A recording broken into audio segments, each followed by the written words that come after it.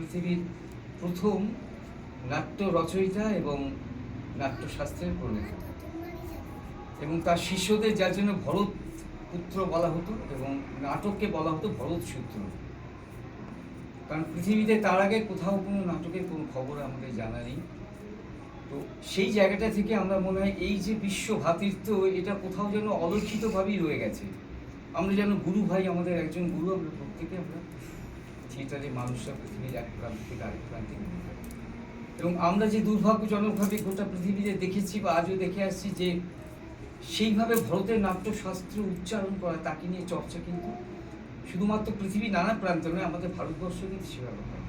কিন্তু কে চর্চা করলো, কে করলো না, কে চাইলো, কে চাইলো না, সেগুলোর অপেক্ষায় ইতিহাস বসে নেই। কারণ হচ্ছে ভরত এমনই একটি নাট্যশাস্ত্র রচনা করেছিলেন, এমন একটি স্বয়ং সম্পূর্ণ, এমন একটি সর্বাধুনিক এবং এমন বিস্ময়কর একটি বিশাল নাট্যশাস্ত্র মানে প্রণয়ন করেছিলেন, যার 6000 শ্লোক রয়েছে এবং 36টা অধ্যায়, এবং যেটা উপেক্ষা করি, যেটাকে বাদ দিয়ে পৃথিবীতে কোনো নাট্য চর্চা হতে পারবে না, কোনো পরবর্তীকালেও কোনো নাট্যশাস্ত্র রচিত হতে পারবে না। আমি যদি স্বীকার না করি, তবুও আমি কিন্তু অলক্ষিতভাবে অলক্ষে সেটাকে স্বীকার করে নিচ্ছি। এটাই ভারতের সবচেয়ে বড় জয়, ভারতের নাট্যশাস্ত্রে জয়, ভারতবর্ষের নাট্য চর্চার সবচেয়ে বড় জয়।